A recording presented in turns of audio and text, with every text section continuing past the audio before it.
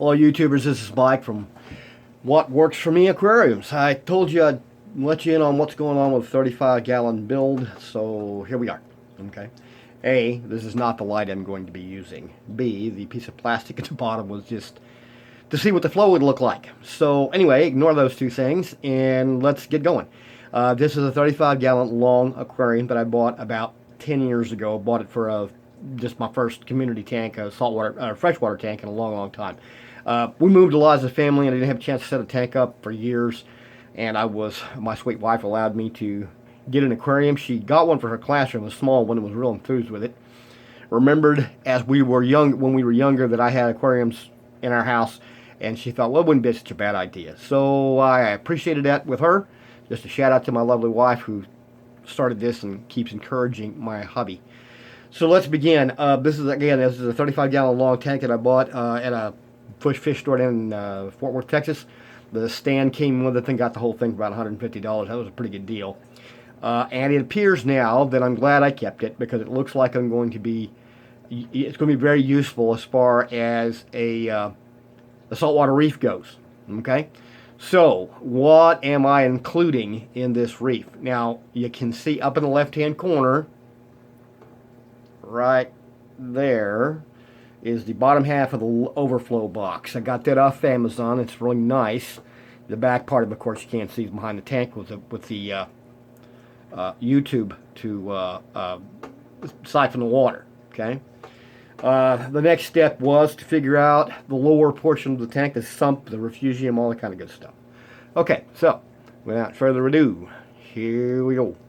That is my sump slash refugium. I've actually built this out of a 10-gallon aquarium.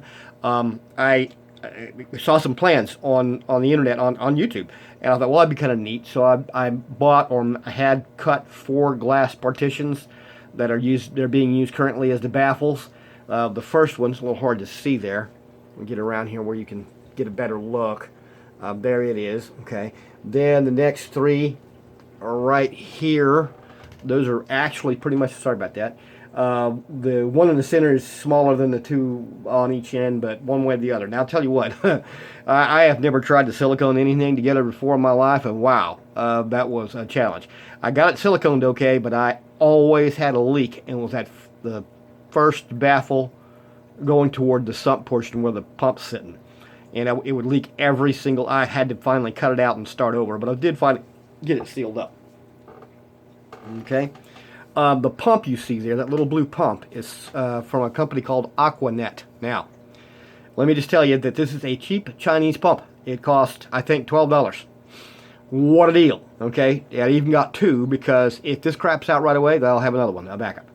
And they're easy to come by, and they're really, really cheap. And they really seem to do the job. This is supposedly pumping 400 gallons an hour. I don't have many bends and twists in the pipe, so I don't think I've cut it back much. But since it's a 35-gallon tank, then it should be, if you're running a 400-gallon, or if you're running an exchange of the entire tank every 4 times an hour, then that's supposed to be, since it's a 35-gallon tank, it's only 140 gallons, and even if you cut this thing in half, then I'm still processing about 200 gallons an hour. That may not be sufficient. I'm not sure. So I went ahead and bought the next larger pump, which is a 600-gallon-an-hour pump. Figure can't go wrong there. I don't have a tubing for it right now, so I haven't set it up yet to find out how well it does, but we're going to find out. Okay, so right now I'm pretty pleased with the operation. It's a little noisy, but not real bad. Fortunately, this aquarium sits in an area where I personally don't care, and there's nobody else to bother, and so it's doing everything it's supposed to do. The little black pump you can see right there came from a Fluval 5-gallon aquarium, and I'm using it just to keep the water circulating. That's where my Cheeto's going to go. Okay.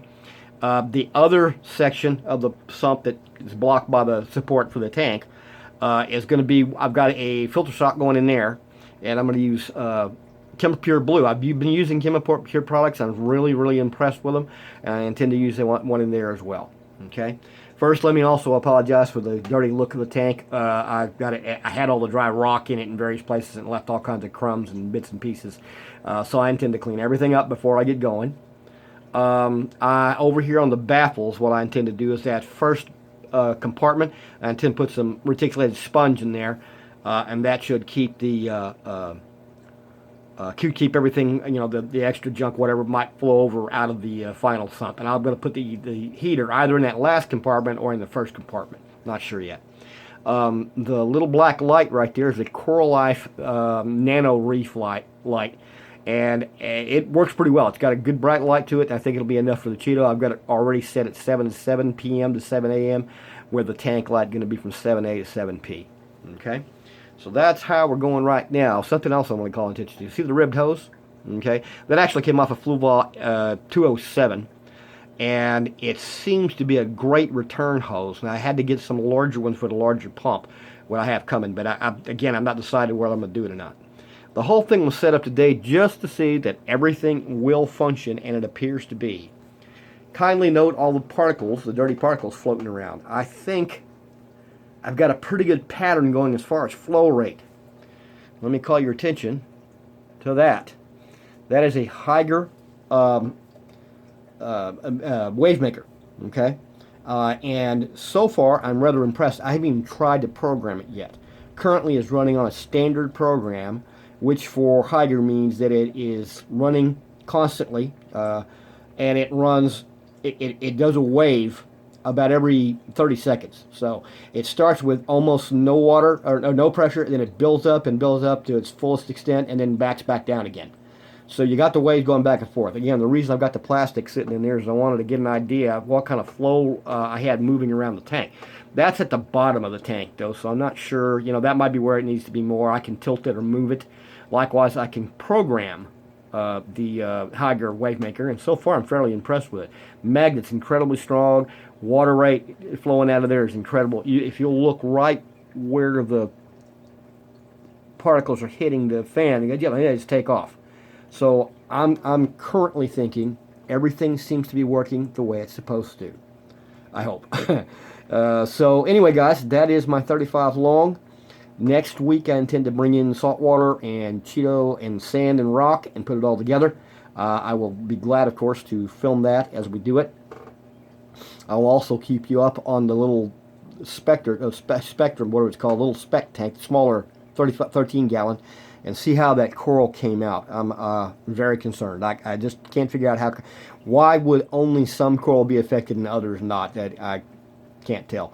And some of the more hardy coral was affected, where others didn't seem to make, didn't bother them at all. So again, appreciate you guys. Hit the click and like button, subscribe if you will. I will be continuing to give you my updates and so forth and so on. Again, please comment. If you have any information that you want to share, anything at all, please be kind. No hate remarks, nothing like that. One way or the other, you guys, that's it for the day. Thank you for watching, and keep your sleeves wet. I stole that from somebody else.